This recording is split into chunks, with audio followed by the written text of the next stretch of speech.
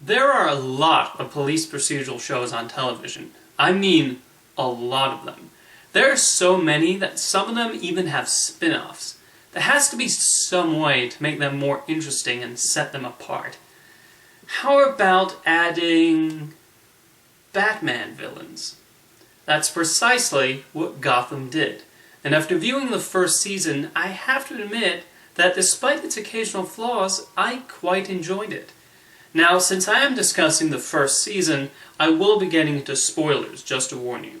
The primary focus of Gotham is on James Gordon and his career beginning in the Gotham City Police Department and dealing with the corrupt police force. It's genuinely interesting to see him trying to keep his moral ground and not succumb to the same temptations as his fellow officers and detectives. Gotham mostly sticks to a villain of the week format, with Gordon trying to solve a case, which sometimes involved a classic DC Comics villain, and other times the writers created a new antagonist. I find the classics more intriguing, but I understand the showrunners not wanting to introduce all of Batman's rogues gallery in one go, and spreading them out through the series run. The B and C plots, meanwhile, either focuses on Bruce Wayne or the Mafia Underground. At first I found the Bruce Wayne subplots to be a tad superfluous and only there so he can have a role.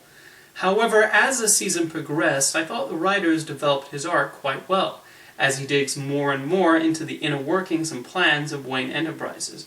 We also get a more aggressive Alfred Pennyworth than we're accustomed to, but Sean Pertwee's gruffness works for the part, as he basically goes from being his butler to his primary parental guardian overnight, and he sees how his actions would affect Bruce's eventual transformation into Batman. The other subplot focuses very heavily on Oswald Cobblepot, and I like seeing his rise into when he eventually becomes the Penguin. It's a case of brains over brawn, as I thought his depiction here as a wormy manipulator fit the character, as he plays with the two mob families of Gotham like pieces on a chessboard.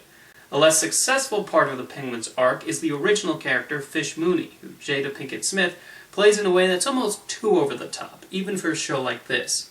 When the Falcone crime family then boots her out and she goes into hiding, she ends up in the middle of a human trafficking ring for the second half of the season, and every time an episode jumps to this subplot, it stops in its tracks. It's just not an interesting storyline, and I wonder if it's here because they had contracted Smith for the entire season and had to figure out a way to use her during her scenes outside of Gotham. Far more compelling is Selina Kyle's story arc. I never would have thought the adventures of a preteen Batman and Catwoman would be something that would be on the top priority of things I'd want, but their scenes together are some of the best in the series. Part of this is because the young actress they cast as Selina was perfectly chosen. When they inevitably reboot the Batman films in 20 years, they should call Cameron Binkondova back to reprise the role. Seeing her interact with Bruce helps evolve his character. The contrast of this girl raised on the streets of Gotham and this young, pampered millionaire is well written, particularly when she stays at Wayne Manor for a little while, and for the first time since his parents' death, he actually starts to have fun and let loose a little. Their opposing ideologies also come into play quite nicely.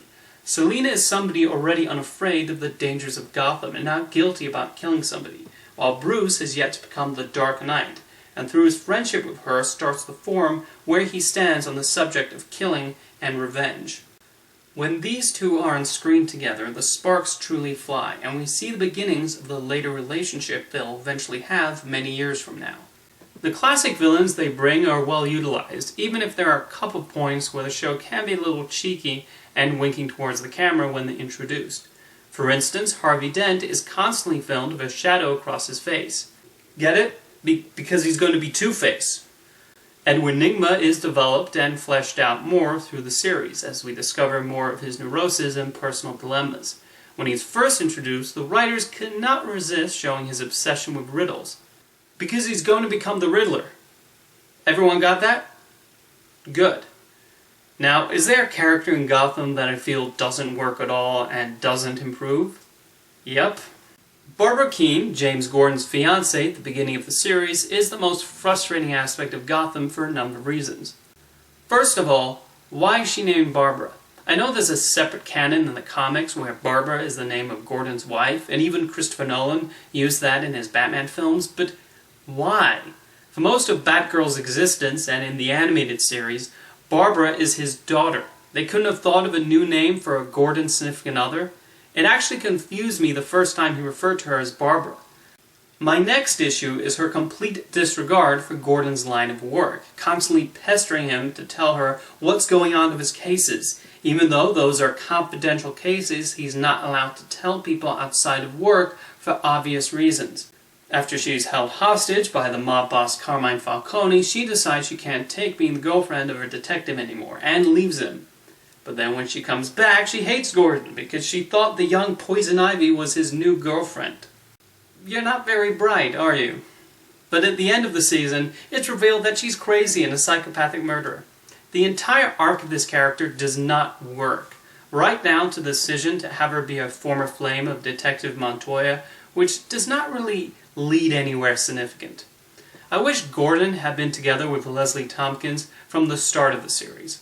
As I said before, the showrunners made the decision to not just throw in all the iconic Batman villains at once. So there's no Mr. Freeze yet, or Harley Quinn, or Bane, or the Mad Hatter, which is okay. They don't need to rush into them all at once. However, we do get a fun reveal with the Joker.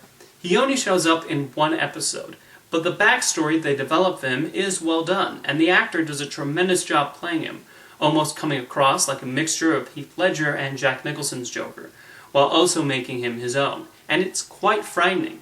Gotham's original villains are not that memorable in the grand scheme of things, but they thankfully do a more than respectful job of handling the famous Rogues Gallery.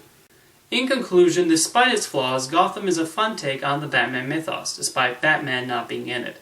As a prequel, it does its job, and I look forward to giving the second season a watch in the future. See you next time.